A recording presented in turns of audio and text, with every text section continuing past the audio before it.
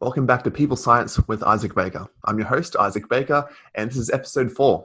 And today we are blessed to be joined by Jason Wessel. So Jason Wessel is a psychologist of the organisational industrial variety and also a behavioural scientist and soon to be doctor.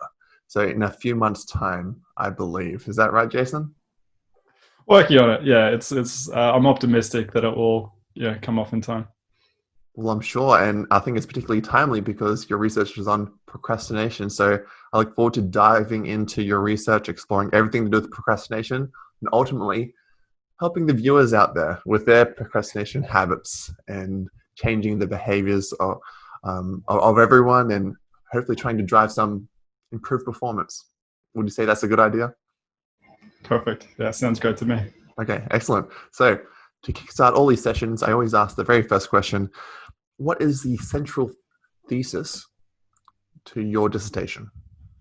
Central thesis to my thesis. Yes. It's a good question.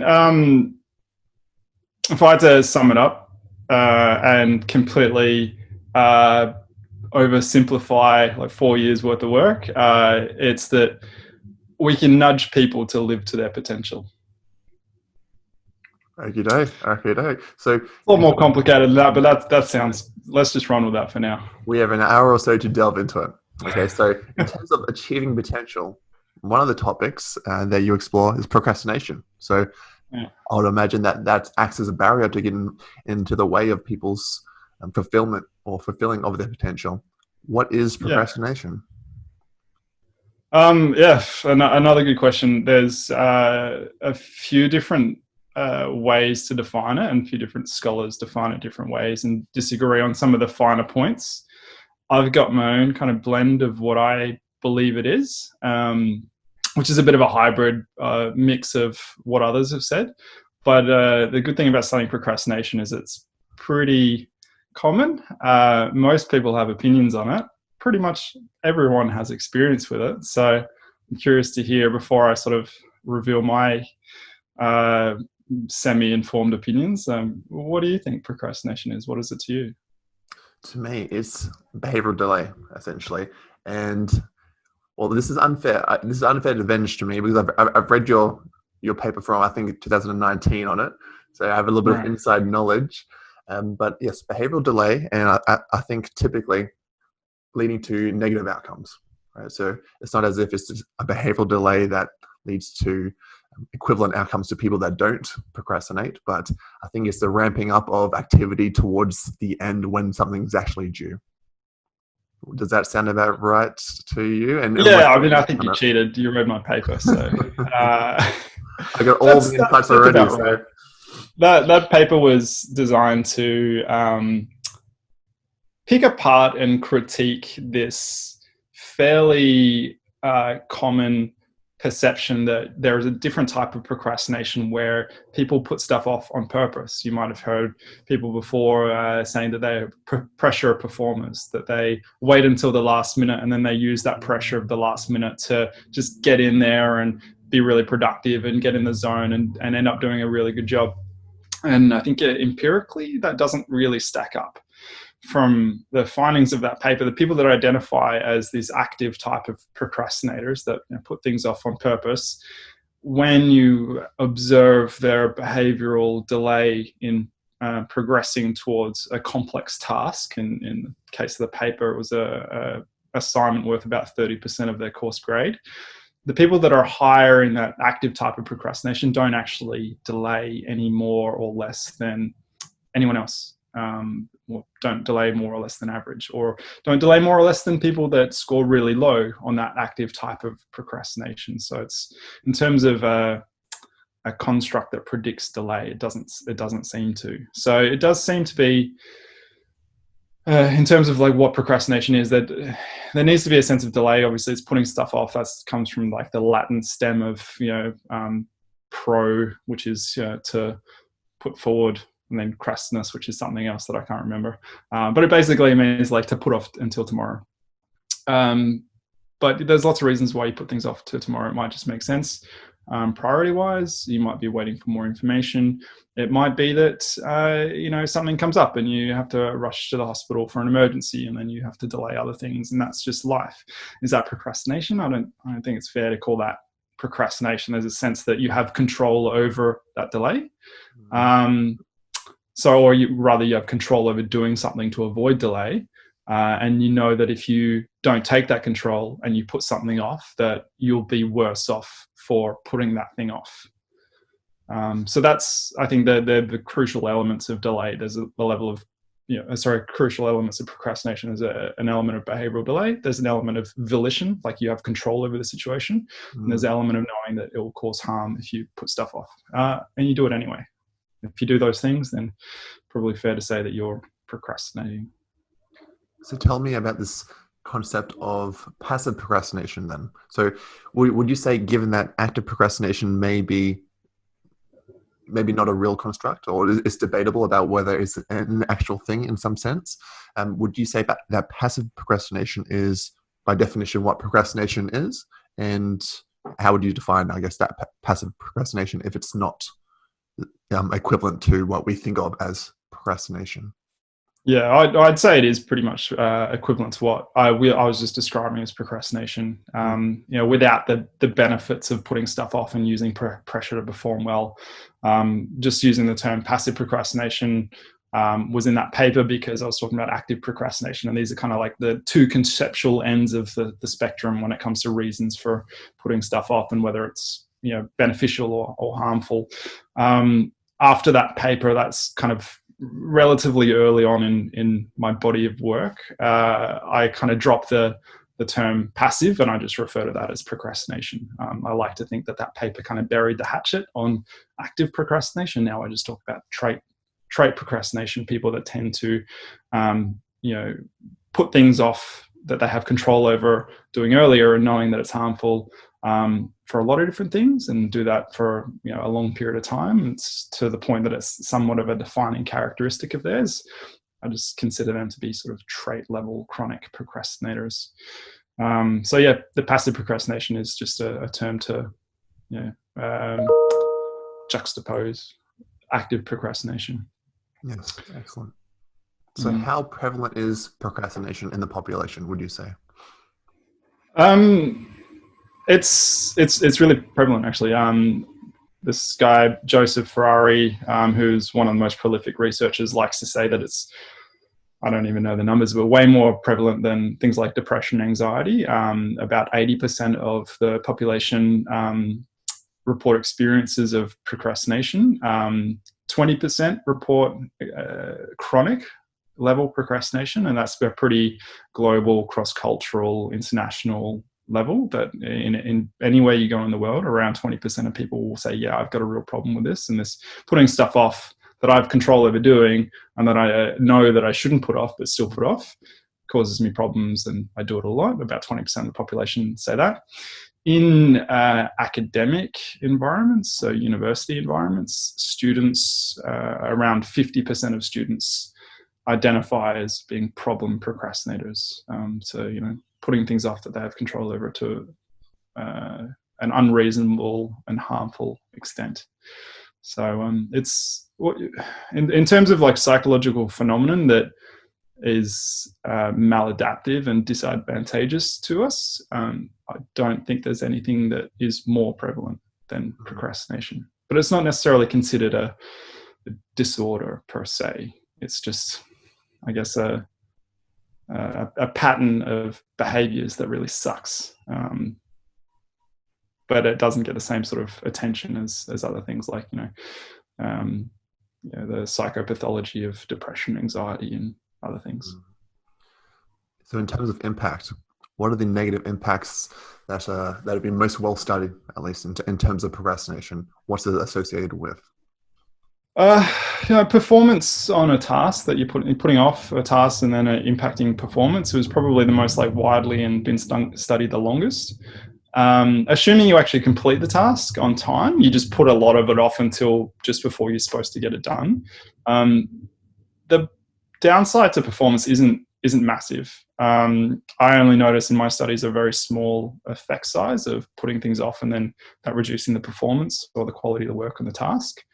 It's there, but it's very small. There's a lot of research that looks at health effects and stress and anxiety.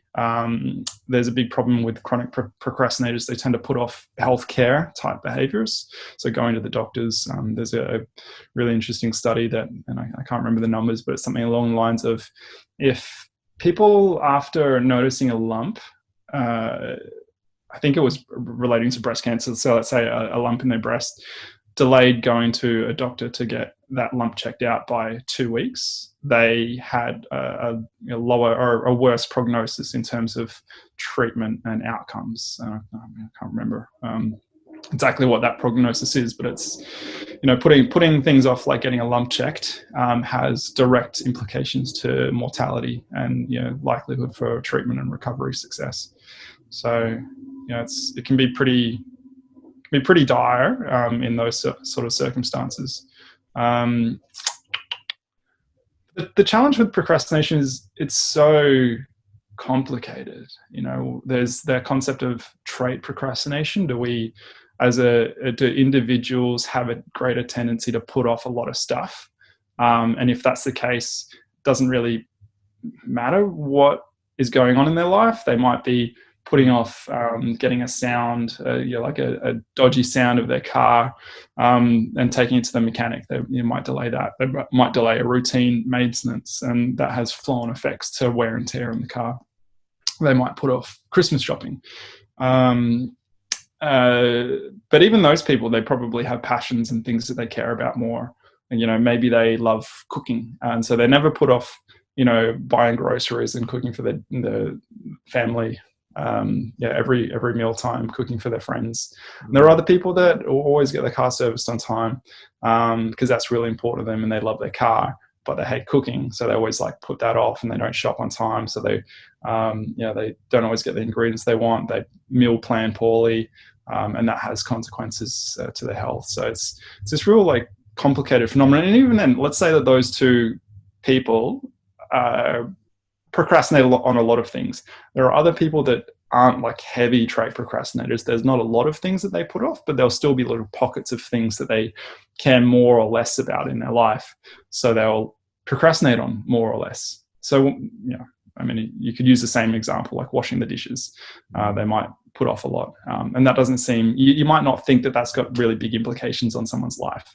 And perhaps it doesn't, but something else that's really common is putting off considering financial future, personal finance, retirement, savings, things like that.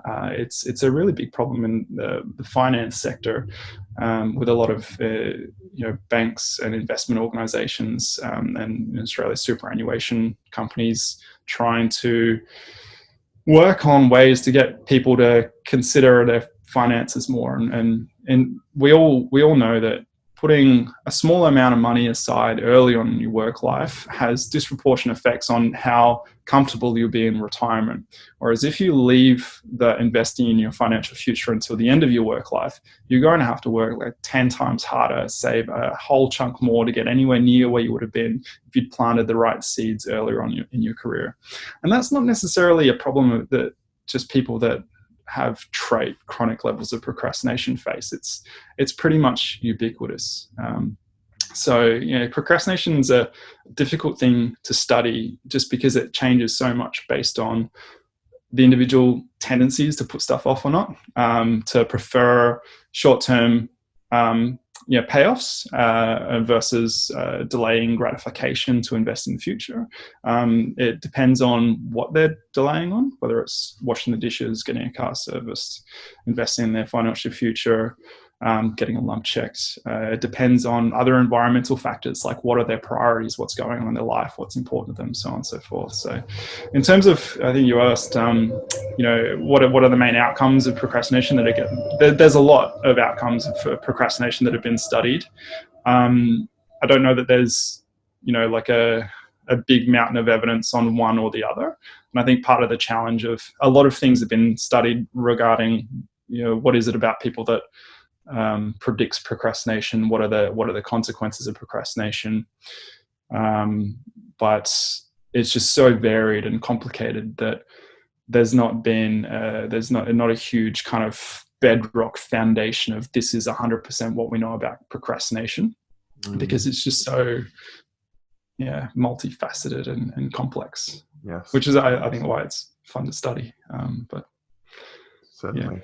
So in terms of it being multidimensional, would you say that there is a general trait procrastination, and or would you say that there are also specific manifestations within certain domains?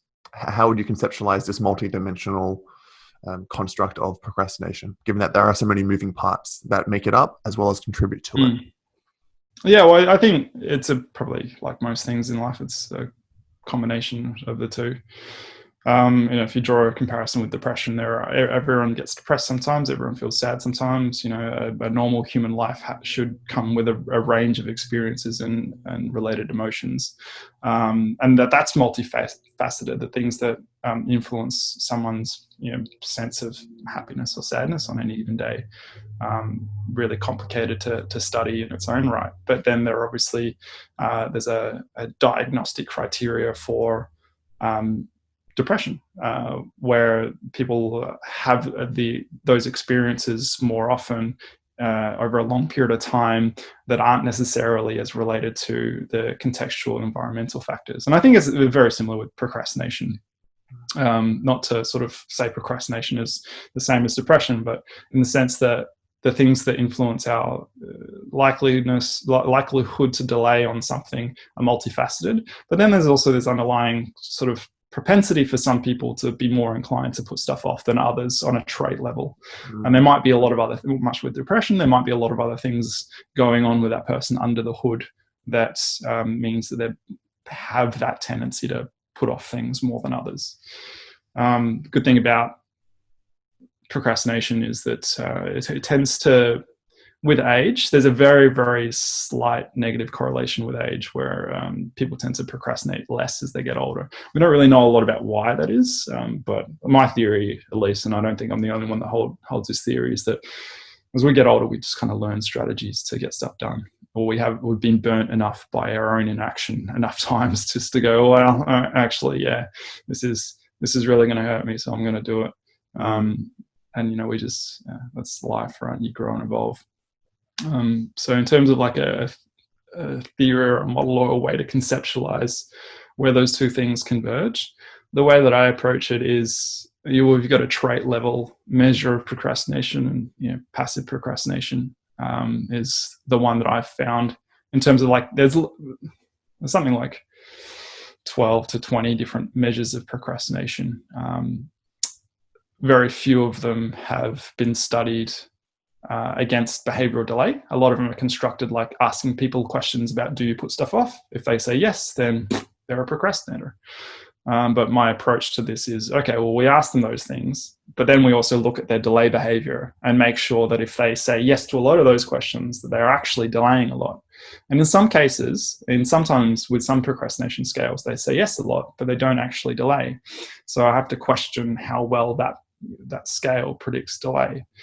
So the paper that I wrote in 2018, the one was published in 2019, found that passive procrastination is one of the best. That scale is like 6 questions, is one of the best predictors of behavioural delay. So that's the one that I rest on a lot. But then in terms of what are all the environmental factors that influence decision making in that's I'd say hotly debated. It's kind of hotly avoided. Not a lot of researchers look at that. My favorite theory is called temporal motivation theory, where you've got, depending on the task, someone has a sense of, do they care about that task? Do they value it? Value is the term that they use. If they don't value that task, if they don't care about it, they're more likely to put it off, right? That makes sense. Sure, stick that in the model to talk about environmental factors. If you don't care about it, you're probably going to put it off, or you'll have a higher chance of putting it off. So that's one element.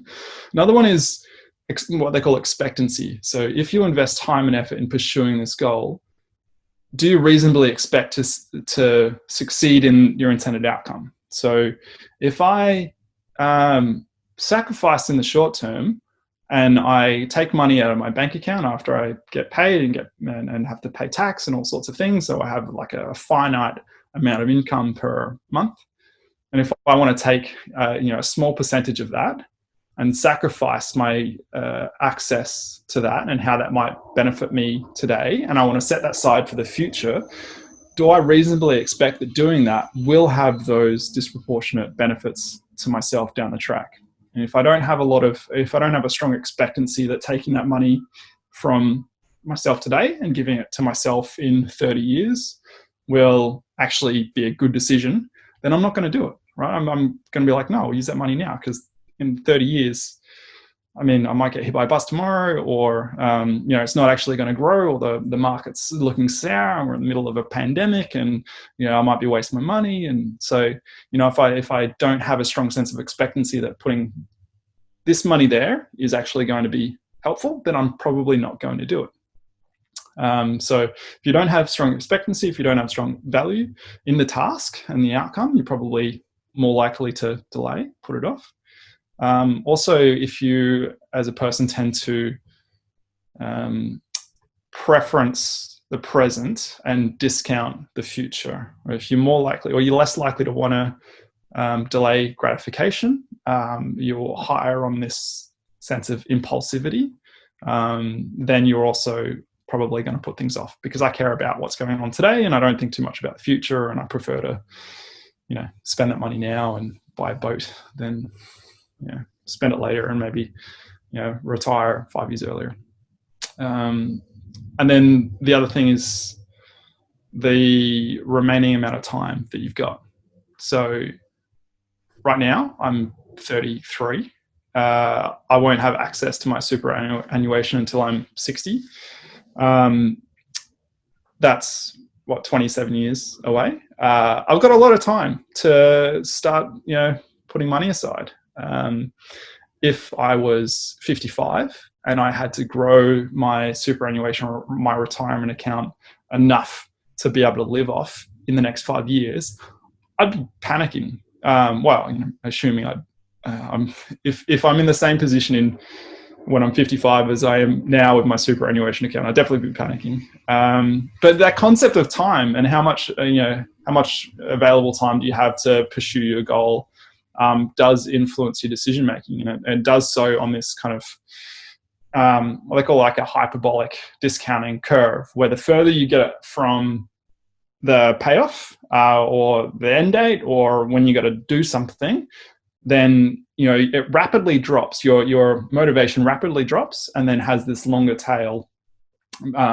Sort of not in a linear. It's not in a straight line. It's not like one day I get closer. I get kind of one day incrementally more motivated. It's this: I'm going to spend a long period of time not super motivated, and then when it's really close and proximal, I'm going to be like a deer in headlights, going, "Oh, I better really start doing this thing." That's those concepts of value, expectancy, impulsivity, or it's in the model. Sometimes it's called delay sensitivity. It's like, how sensitive are you to stuff going on now versus the future, and then the actual amount of time available to do stuff goes into an equation. This times that over this times that equals how likely you are to delay or not delay. And I think that doesn't really have any empirical support. I've tried to find empirical support for it. And plugging those values into a calculator to predict how much someone will delay hasn't worked for me. I haven't figured out a way to build a predictive model using those elements. I don't believe anyone has ever achieved doing it. But what I have found is that when you deliver an intervention to help people reduce their procrastination, and you said what's the central thesis of my thesis, is that about nudging people to feel their potential. How I nudge them in my research is to, over the course of a few weeks, while they have 2 weeks to work towards a goal, I nudge them to build their value of their task. I nudge them. It's very, very easy, light touch question about, hey, think about, why is this important to you? Tell me why this is important to you. And it gets them thinking about the value. And then I give them some examples of hey, these people do this thing to succeed. Maybe tell me what it is about that means that they're able to succeed. So they think about the expectancy of, okay, well, if I do these things, then I'm probably going to be able to succeed as well. I prompt them to action plan in a really step-by-step. So, okay, this is a big complex task that you have to work towards. What's just the next thing? Forget the big thing. What's the little thing? What's the next thing you have to do? Tell me the next thing you have to do. And that makes them think more about their present self rather than the future self. Think more about what they have to do right now. And that's kind of a more achievable chunk. And that even if they are impulsive, they at least know that they've got this really quick, easy, impulsive action that they can just execute. And that will actually help them on the bigger journey towards the goal or the task. I can't really manipulate time yet, so I'd kind of just leave that for now. And so although when I plug expectancy, value, delay, sensitivity, and time into a calculator, it doesn't predict delay. What does happen is when I nudge expectancy, value, delay, sensitivity, and metacognition, which is kind of like the thinking about the situation and thinking about procrastination. When I nudge those things, they delay less. So it's a bit of a weird one. As a predictive model, it doesn't work, but as an intervention model, it seems to work. And that's how I suppose think about not trait procrastination. I don't know if that's going to solve chronic procrastination, but manipulating the way they perceive the environmental factors around something that they're procrastinating on, those 4 factors tend to be relevant. So yeah, I've got that kind of hybrid way of thinking about procrastination. There's the trait and then the environmental. And I don't know that I haven't really thought about a way to merge those. I don't know if it's appropriate to merge those. I don't know that anyone's ever done that thinking on procrastination.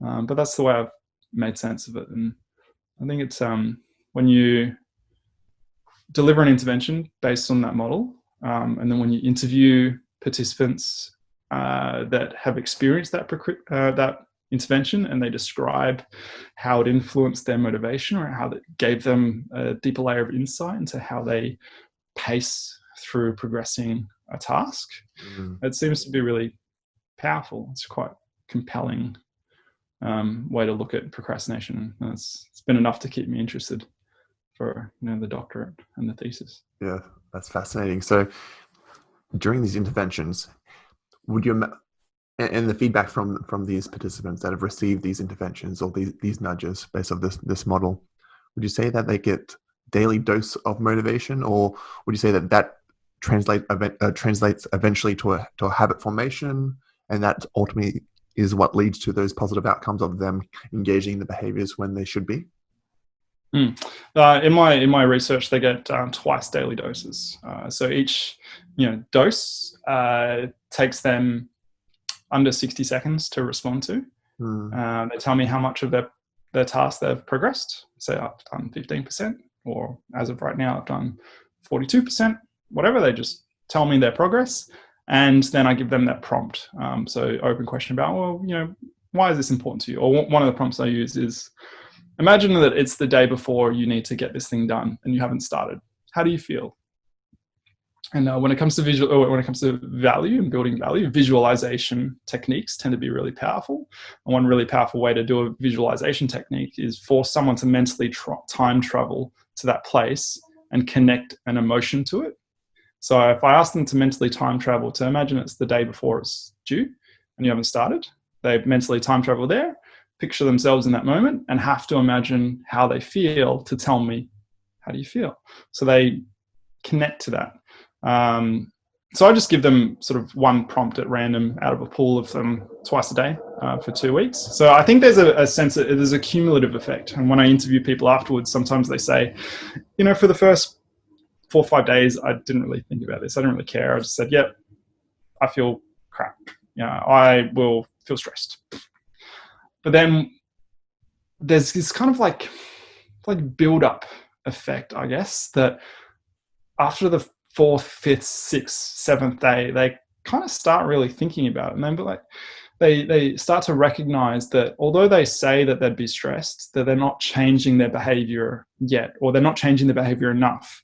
And then it kind of creates a sense of cognitive dissonance where their thoughts and their opinions don't match their behaviors. And then they sort of start to self-correct and go, oh, well, maybe I should do this thing. I keep saying this is my immediate next step.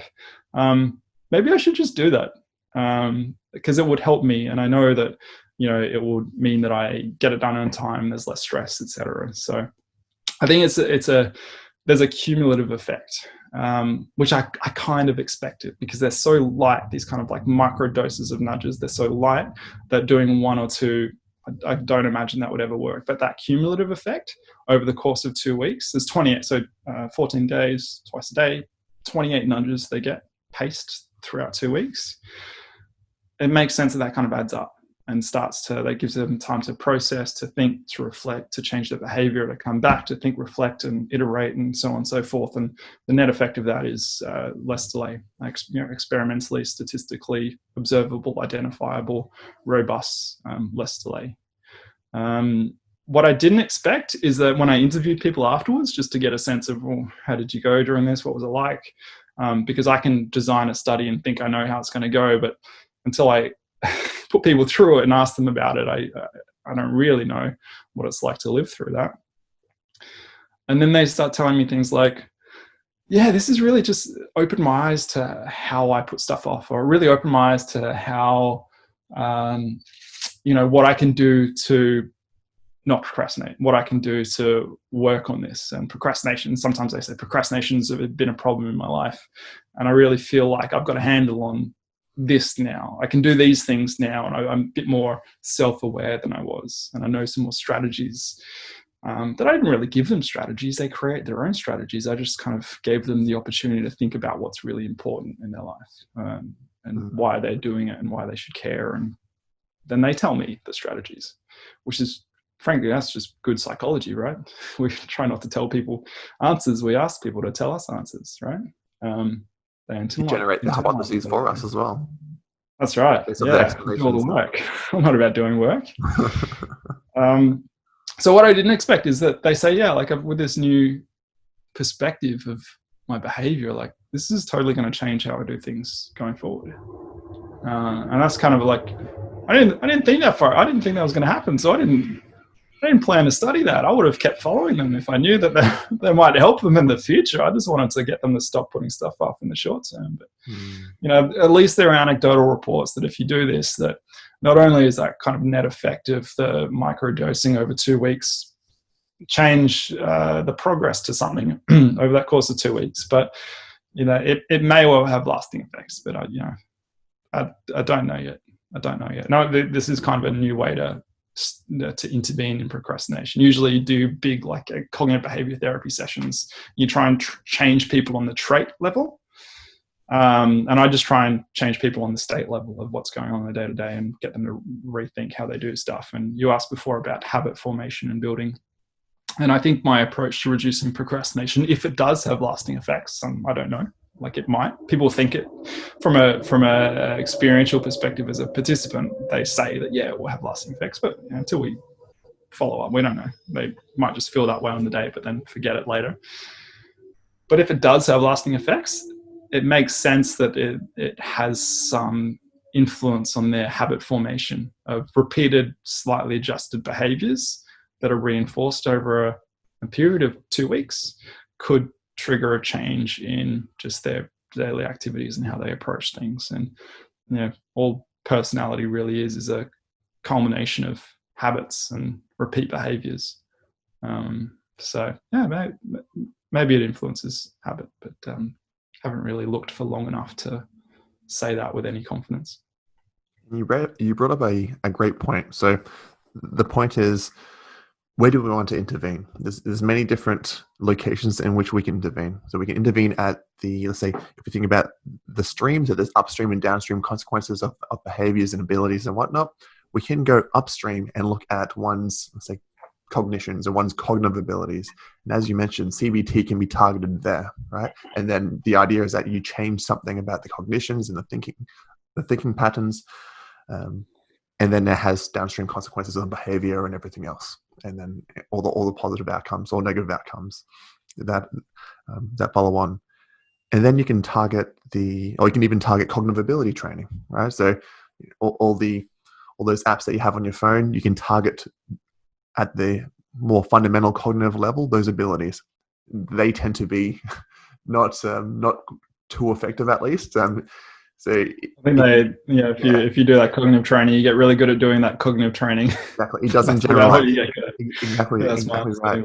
So there are all these different points in which we can intervene, and it seems that what you mentioned about changing the environment is going to be pretty straightforward. And if you've developed an app or some sort of intervention where you can design the environment to interact with your own psychology, your own natural traits, let's say that we don't want to target, or it may be unethical to target, or maybe it's just not possible to improve or to increase or decrease some sort of trait, some core trait value.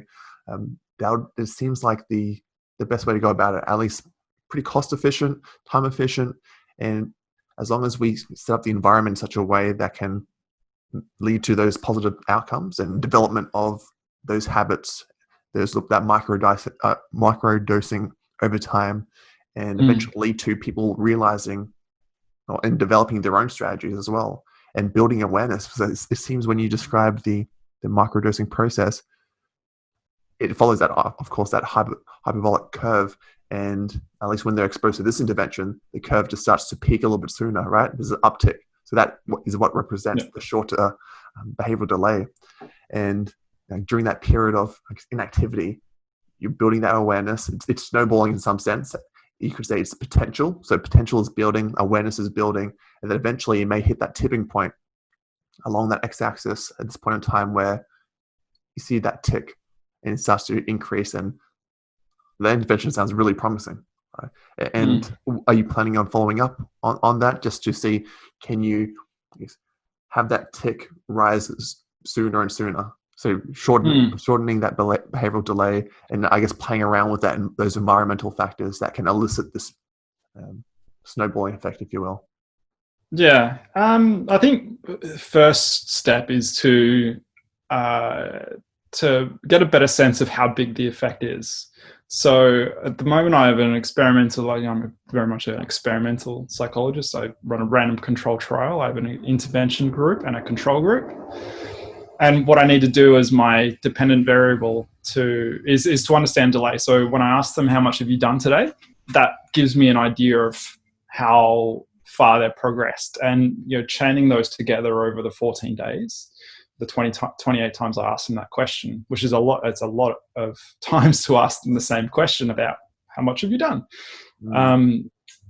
But I need that to plot the progress, to plot that delay curve, right? So I've got the control condition. I just ask them, how much have you done?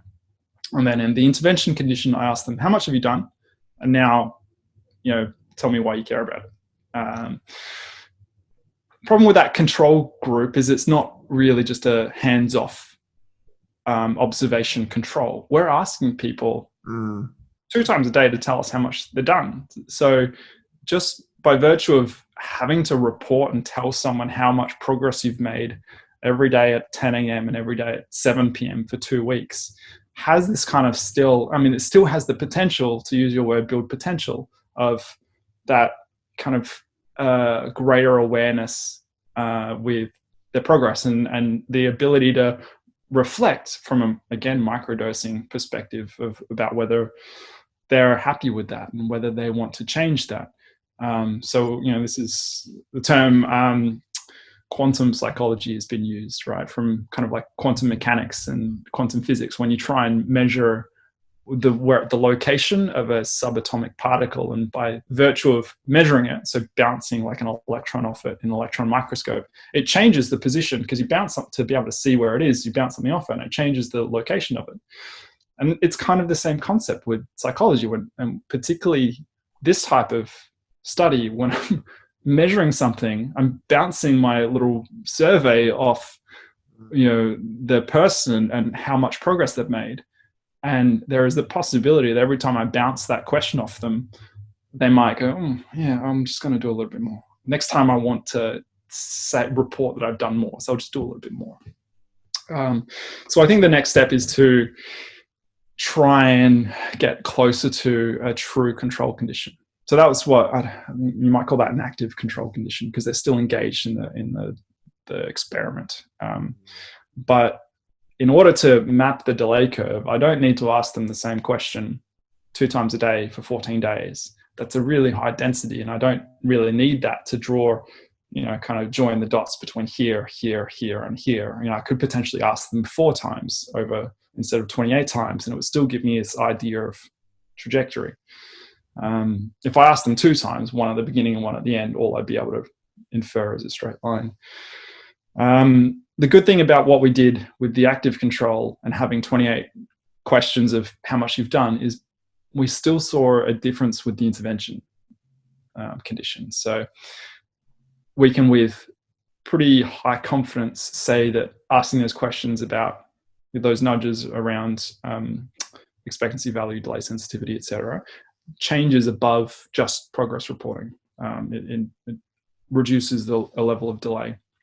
But I think I'd like to replicate the study and have an active control condition, and then more of like a lower frequency questioning in a active intervention condition and lower frequency of questioning in a control condition, just to see if the delay curve is deeper and longer if we get people to report less.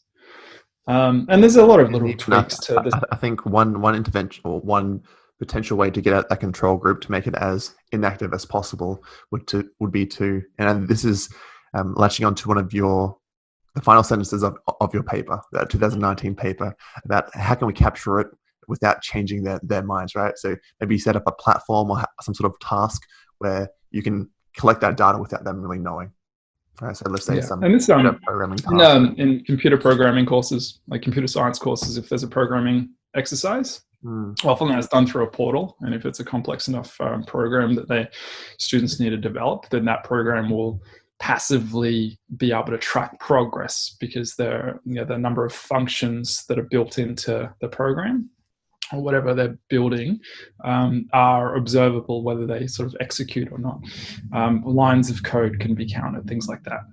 So that's definitely a possibility. To be honest, I feel confident enough in the findings, because we found an intervention effect in the worst possible conditions, like when our control condition was like hyper engaged, and there probably should be an intervention effect with the control condition, but the intervention effect was even greater.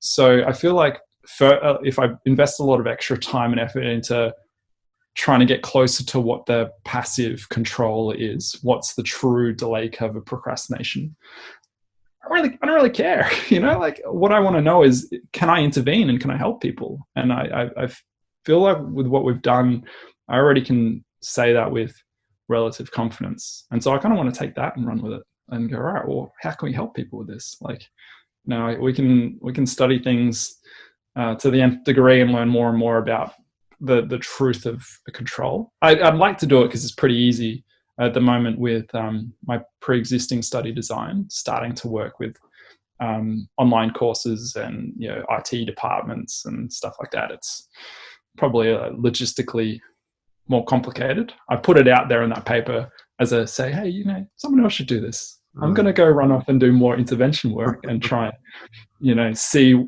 how much I can. So I'd love to replicate the study and do follow-ups long-term to see if it changed behavior on a more like a habit trait level as opposed to in the moment state. So that would be fantastic. I'd love to do that. I'd love to also take it out of academia and put it somewhere else and go, right, what are other things that people delay on? Procrastination, like I said, it's just like it's everywhere on everything. So where is it? Where is a big group of people that put off stuff that's really harmful, but they really struggle to put off not doing the thing or doing the thing? What comes to mind? Quitting smoking, right? How many people intend to quit and just never get around to it? That's a real sort of biological addiction almost, but people can do it. People quit all the time, and people, struggle to quit all the time. But perhaps if we help them reinforce and retain a sense of value and why they want to quit, expectancy that, hey, look at these 1,000 people that quit, and this is how they do it, and this is what you're doing. So maybe if you do this, you can be like them. If we there's no real deadline for quitting smoking apart from like the literal deadline. But maybe there's a way that we can make that more salient and sort of bring that kind of perception of time and how much time they have to quit a little bit sooner. So I'd love to, you mentioned building app. I'd love to find a way that we can share these nudges on a daily basis with people attempting to quit smoking, and hopefully their progress to successful cessation of cigarette or cigar or vape consumption could be like demonstrably quicker than other people that don't have those same nudges around expectancy, value, delay, sensitivity, etc. So quitting smoking is one. Weight loss is another. I've never had struggles with weight loss, so I can only ever say this from a grossly uninformed perspective. But there's a lot of things out. There's a lot of information out there about how to lose weight, and I don't know that there's any sort of great secret. It's hard work, it's discipline, it's persistence, it's diet, and it's exercise, and it's all those things wrapped together. And I think, from my understanding, and I've read a little bit into it, from the academic perspective at least, is that a lot of people that it's the discipline and the consistency that lets them down after a while. Sometimes crash diets can be too harsh, and it really works for a short period of time, but it's not sustainable for people. Whereas these nudges because they're sort of micro doses, and they tap into adjusting habits and behaviors. If we can help, keep the sense of value in the front of people's minds, to make sure that not a day goes by where they kind of forget why they're doing it, or that they start to think, that hamburger looks worth it. Because I think given the opportunity to step back and reflect and really be pushed to answer, is that hamburger worth it? Without the pains of hunger, I think most people say, look, it's probably not worth it. And I want to commit to making that decision every day, rather than make that decision, 9 days, and on the 10th day go, I've been good. So that would be a great opportunity as well. Personal finance, I mentioned as well. If there are ways to, give those nudges in through a medium that's appropriate, that keeps people that are maybe in our age groups, situations, that have mortgages, have young families, really could use the money in the short term. But if there's ways that we can be presented with information and the opportunity to reflect on, well, actually, if I stand back and try and look at it objectively, maybe I do need to invest more in the future. That would be a really interesting, domain to pick up what I've done in academia and put it down, and hopefully change people's lives on a more, on a bigger scale, more commercial scale. So, I think that's more where my interests lie. Is what are the real practical implications? What are the areas that this really does suffer, and people's life potential kind of suffers. If you're struggling with weight loss and you have these real strong intentions to lose weight, but you haven't been able to achieve your goal, surely that is diminishing the quality of life that you wish to have yourself. The great thing about studying procrastination is it kind of rests on this premise that people want to do something. So intervening in procrastination, I think, is really, it's not morally ambiguous, where sometimes nudging gets accused of being morally ambiguous. People already want to do it. I'm just helping people do what they want to do. And I think that's a really kind of pure intention. That's interesting. All those outcomes, they seem to, or they are going to be impactful, right? Because our health, our financial well-being, of course, is a huge domain of life that affects every part of our life and our family's well-being, as well as our physical health, right? So in terms of obesity and smoking and all those habits, they seem like pretty huge domains of interest, where there'll be I guess, huge potential to have change. And I think while you're outlining those different domains, I was thinking about different schedules of this microdosing. And you probably don't have the data on it just yet, but let's start to speculate at least on a few different predictions. If we were to microdose over time, beyond the 14 days, beyond the 30 days, there are, of course, different intervals at which we can microdose. So we can give reminders every week, every day, 5 times a day, what have you. So let's say we stick at 3 times a day, just reminding them about something or bringing to awareness some sort of outcome, let's say. Over time, if we were to continue to microdose with this information, do you think that would be a plateau effect, a rebounding effect where it would start to dip if the people were realizing that they weren't actually, there was that cognitive dissonance, and rather than actually engage in the behaviors that you want to see them engage in, they realize, oh, I'm actually pretty helpless. I haven't been doing it. I'm hopeless. I'm a lost cause in some sense. And it would actually maybe decrease the likelihood of them engaging in it. And maybe that's 2 weeks, 2 months down the track where these little microdosing effects aren't having an effect. What yeah, I think that's really good question. Could happen. Yeah, I asked I got to interview a few of my research participants after they went through the experience and the study. And there was I just wanted to learn more in interviewing them, so it's really unstructured. And I did ask them about, would this work with weight loss? Would this work with financial investments? Like, if we're talking about financial, retirement, well-being, it's like a 30-year time horizon. Surveying people 3 times a day for 30 years, it seems a bit ridiculous. So I think depending on the scale of how much time you have to work with and what you're attempting to help people with, just through nudges, or nudging it's a general term, but opportunities to reflect on what they care about. You can also phrase it.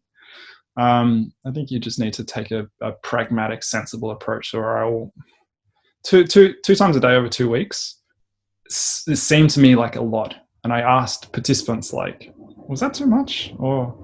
And some said, yeah, it probably could have been 1 a day and it would have been just as effective. And others said 3 times, 4 times a day would have been great.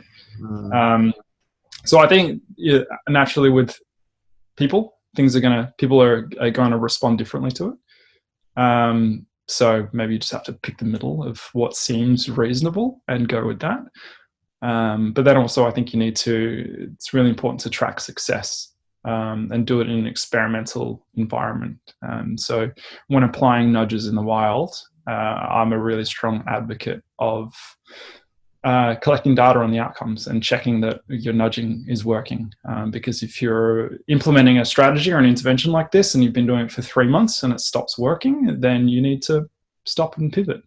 I think all we can really do is try and think about those potential outcomes, or the diluted effects over time, and try and factor that in and plan for it and tweak and adjust.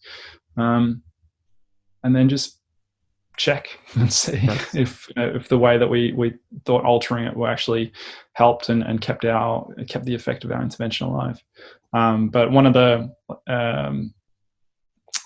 with financial planning over 30 years, perhaps I think we're talking more like once a quarter. Maybe if a superannuation organization emailed their members on a quarterly basis, just with a survey about, do you think you're on track? What do you see your life being like come retirement? Is the amount that you've been adding on a year-on-year basis going to get you here? And they might be a graph of like projecting what you've been contributing to date. Here is how much money you will have in your retirement account, and here is maybe a picture of how financially comfortable that would make the average Australian. Or to make it more specific to the person, be like, well, this is how financially comfortable it would make, a 33-year-old male living in Brisbane, based on cost of living in Brisbane or something. It's not that complicated to, segment your audience to make sure that a nudge or a message lands a little bit more specifically. resonates with them a little bit more. I think that might be a more appropriate timescale. And if people started to get sick of it, or if the superannuation organisation didn't see an uptick in voluntary contributions from that, then you might go back to the drawing board, pivot, and go, all right, well, how do we do this differently? Simultaneously, if it does result in an uptick of voluntary contributions, you might go, great, that works. Let's do that for everyone. But then also let's work on 10% of our client base, and we'll tweak it, and we'll see if we can make some adjustments to get more investments or get less investments, and constantly iterating and trying to refine your approach, I think is it's a sensible approach. It's also a pretty industry standard approach for software engineering and product development, that you're continuously product testing and iterating. I think you need to do that to stay relevant and alive. And I think that logic should apply to delivering psychological-based interventions in the wild as well. I think these are very wise words, because from the perspective of someone who's trying to change behavior, that's going to be very useful in terms of being able to pivot when necessary, collecting the data. Does it work in this context for these people? Okay, what can we tweak? And I think even for people that are applying to their own lives in particular, self-implementation of behavior change methods and changing their own habits, that's key. So transferring or translating the scientific method, the process of experimentation with oneself, self-experimentation, is key. So being pretty systematic about an intervention or a protocol, capturing the insights over a period of time, and then realizing, okay, it's not working. How can I change it a little bit? Right? So how can I use the research from, broadly speaking, behavioral science to change my environment, or even target myself in terms of my own habit formation, my own cognitive abilities, my own temperament, everything else. And I think going back to your point about selecting based off behavior the appropriate intervention style and approach, I think making it timely, as you alluded to, would be very key for a particular behavior. So if we want to change a behavior, let's say a savings behavior, when is it appropriate for them to get a reminder, or for them to actually engage in a certain savings behavior? So let's say when they get paid, that'd be a perfect opportunity for an app or whatever it may be. Then intervention would be targeted there to ensure that people engage in the right behavior for the outcome in that particular project. And I think potentially as an alternative model, or maybe as a combined model with these interventions and tweaks to the environment, or the awareness building, if you will, that if it can, I guess, elicit potentially habit formation, that'll be pretty cool. So that's like a hybrid model where you could target the intervention in the environment, but yet still realize that there's a process in which people can develop habits. And if we design the environment in such a way that can elicit that habit building, then hopefully that will shorten that delay, and so we can see that tick in some productive behavior, some outcomes as soon as possible. Or alternatively, you can do both in parallel. So one is all about the environment, tweaking the environment, and then another sort of intervention that's targeting, I guess, the specific habit formation of a very, very specific behavior. What are your thoughts on those type of hybrids, or at least using as many tools as possible on a particular problem? Yeah, I think from my perspective, like what you need to manipulate is people's perception and interaction with the environment, and with the environmental factors, like what else they've got going on at the time. It's not like they're necessarily their physical environment, but also their range and complexity and nuance in their life, and all of the other stuff going on, and the architecture of options for making decisions. You don't necessarily need to change the architecture, but you need to change the way that people interact with that and perceive it and value it and preference one thing over another, or how much time they spend doing it, etc. And in terms of how you do that, I mean, it's game on. Anything you can do to hybrid, singular, direct, arrow to the heart. Don't do that physically, but whatever you can do to influence their interaction with the environment. It's a tool in the toolkit, and the risk is just having one tool and just having a hammer and then trying to, seeing every sort of behavioral problem or, thing that you want to try and nudge as a nail, because you've only really got the one tool to draw on. So I didn't necessarily set out to incorporate nudges in my research, but all I want to do is help people with procrastination, and there's not a lot of research out there looking to that's successfully shown that you can do certain things and people will procrastinate less. And it just so happened that nudges were part of what I drew on. And I didn't change anything about their environment. Although I guess if you say that sending them surveys twice a day that take only a couple of seconds, so, less than 60 seconds to do, maybe that's changing their environment because they now have another thing that they didn't have before. All I really cared about was helping them, and it doesn't matter what problem you're trying to help people with. I think you owe it to them to scrape as widely and as thoroughly as you can to pull anything that you can to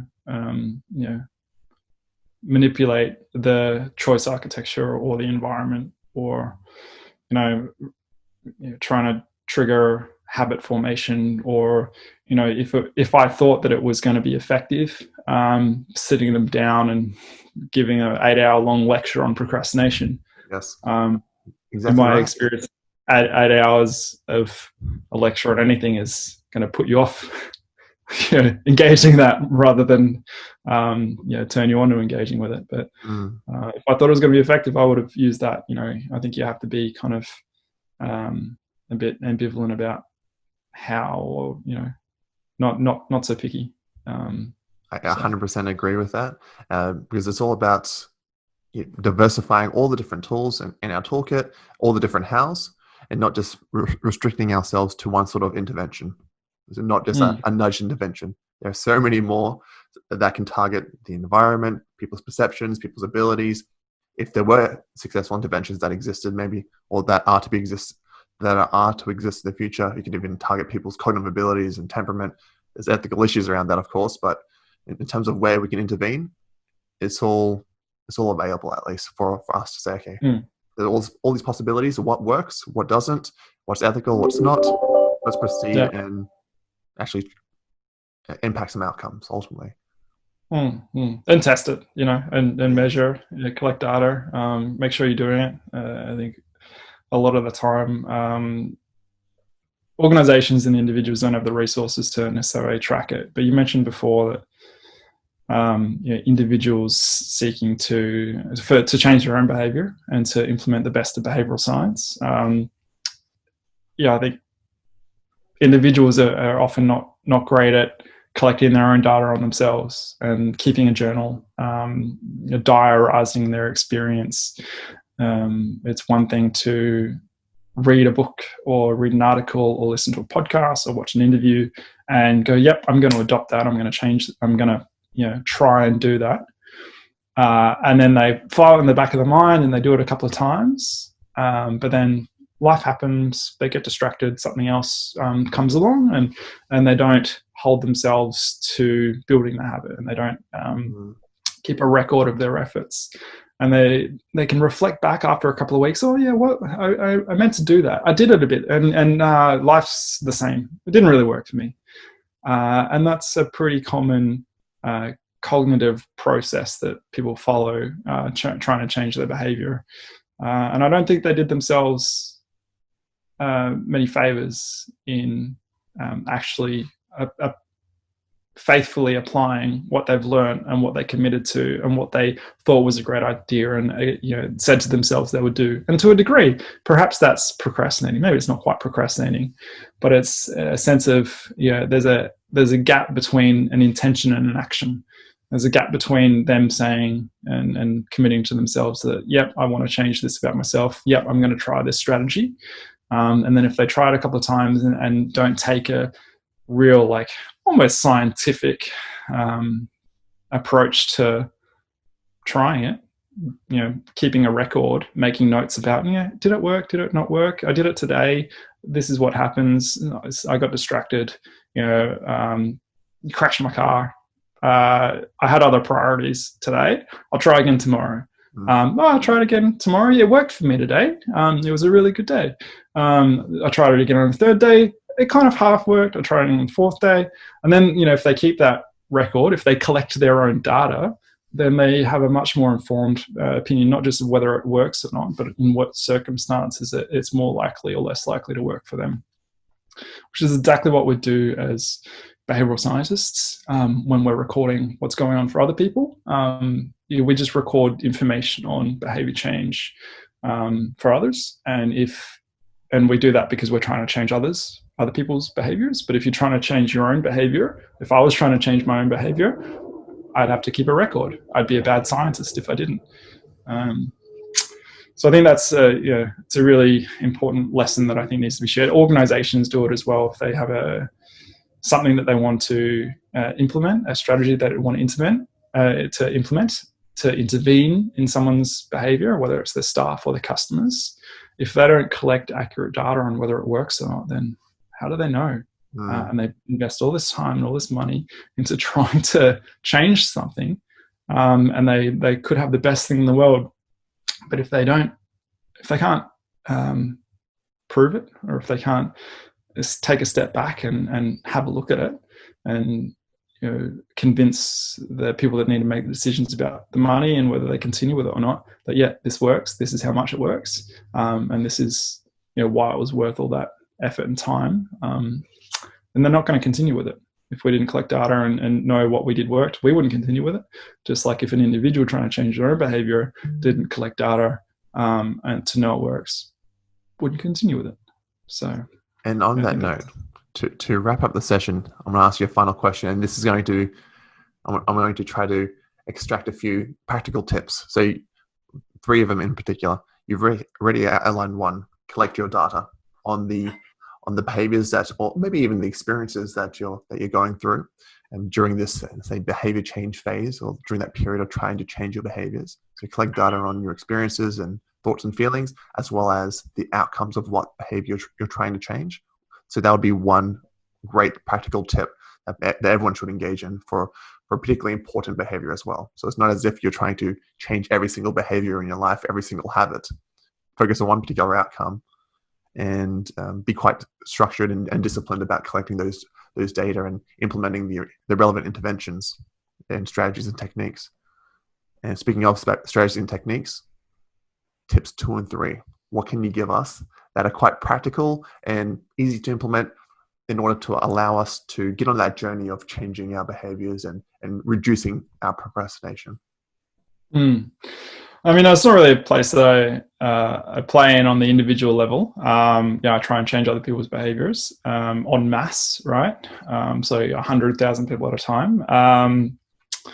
But for an individual perspective, what I know from reading other researchers that do more of the cognitive behavior therapy type stuff, when you don't know information about the environmental context, and if I don't know the task that you're delaying on or trying to not delay on, then I can't really give you specific task-specific environmental advice. But the general advice in terms of if you are a chronic trait-level procrastinator and you tend to delay on a lot of things, and you'd like to just generally in your life delay less and be more proactive and productive, then from advice from others, if I can channel them, is along the lines of you need to be really intimately familiar with your triggers and what it is about you and circumstances that make you more or less likely to delay. And this kind of relates closely to collecting data, but I was referring to collecting data when you're trying something new. When you don't understand the problem enough, again, much like you would as a researcher, you collect data on the problem, and it might be more of a qualitative, explorative, okay, I notice myself delaying now. What's going on right now? Is it because I'm really distracted with my phone and the socials, and I just want to catch up with friends and family, or I follow my favorite blogger has just released a new blog, and I should be working on this really important thing, but they're a really good writer and I like the blog, so I'm reading that. are those your triggers? And if those are your triggers, then that gives you a bit of an idea of what you need to focus on to remove and put in some controls and create some rules and boundaries for yourself to be less susceptible to those triggers. And so that's the understanding of yourself and the risk areas is probably one of the most important things from a personal perspective. If you're trying to change your own behavior, you need to understand your own behavior better. And that gives you a bit of an indication of what to do about that. When it comes to what to do about it, one of the most effective, you can go and this is perhaps emerging into tip 3, you can make an appointment with a psychologist, and you can you go through a course of behavioral cognitive behavior therapy, and you can actually talk to them about these triggers and about your experience. And if you really genuinely have a problem long term with chronic procrastination, it has significant implications on your financial well-being, your health, stress, other health outcomes, pretty much anything you're delaying, career objectives, academic pursuits. If you want to get a degree but you're not passing courses, it's a problem. You're going to have to do something about it and take it as seriously as you would other psychological phenomena that helps to get help. But next to that, also I mentioned creating some rules and boundaries for yourself.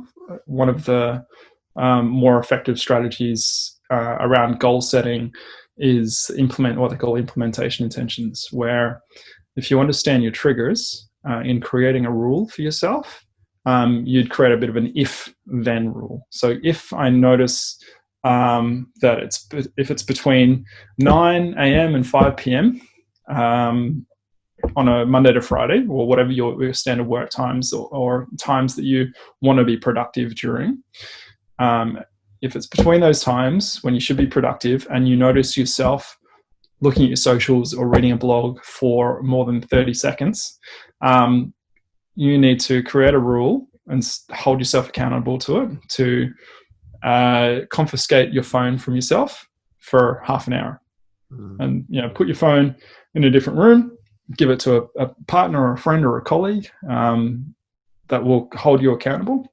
If you want, you don't have to do that, but it tends to be quite effective if you can wrap other people into your plans to keeping you accountable.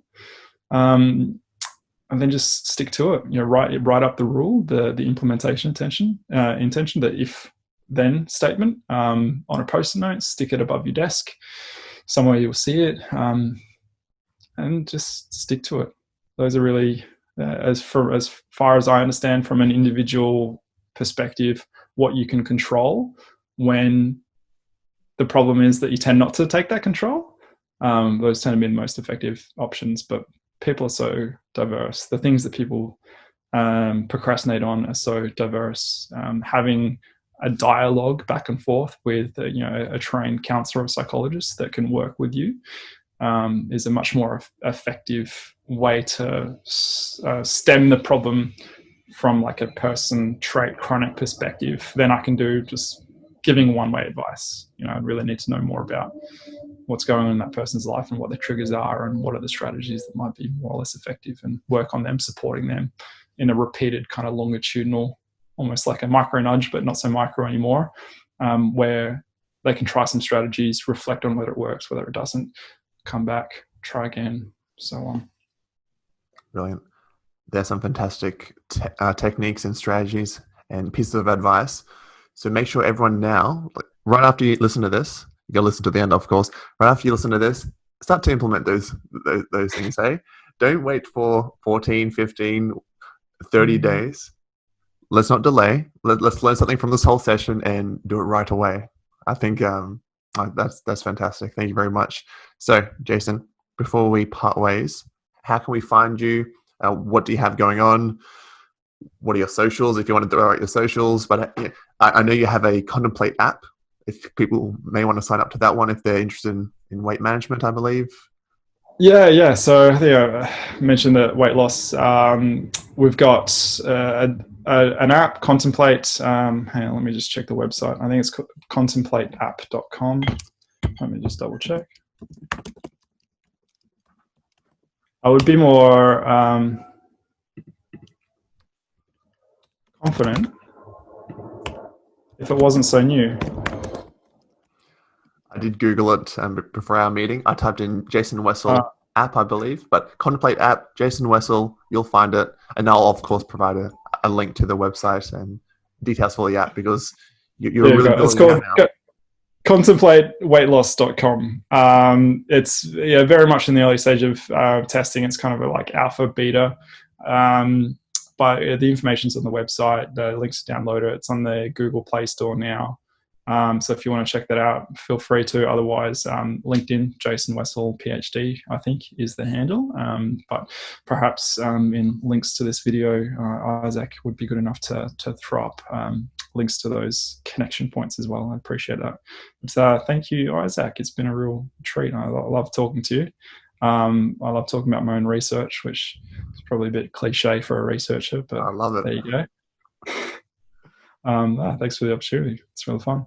Of course. Well, thank you very much again for joining us. It's always a pleasure talking to you and exploring your research in particular. So if anyone has any questions at all, feel free to follow up with Jason on LinkedIn, and I'll provide a few ways to get in touch with Jason. Definitely check out his app as well. Jason, thank you very much, mate. Cheers, Isaac. Take care. See you, mate. Bye. Thank you for joining us for episode 4 of People Science with Isaac Baker. And special thanks to Jason Wessel for sharing his brilliant insights into procrastination, behavior change, and heuristics. If you want to reach out to Jason, you can find him on LinkedIn. That's Wessel with 2 S's and 1 L. And if you want to reach out to me, you can find me on LinkedIn also, Isaac Baker, PhD Scholar, and you can find me on Twitter also, at social_intel with 2 L's 15. And if you have any ideas for future episodes or special guests, feel free to let me know as well. Until then, be well.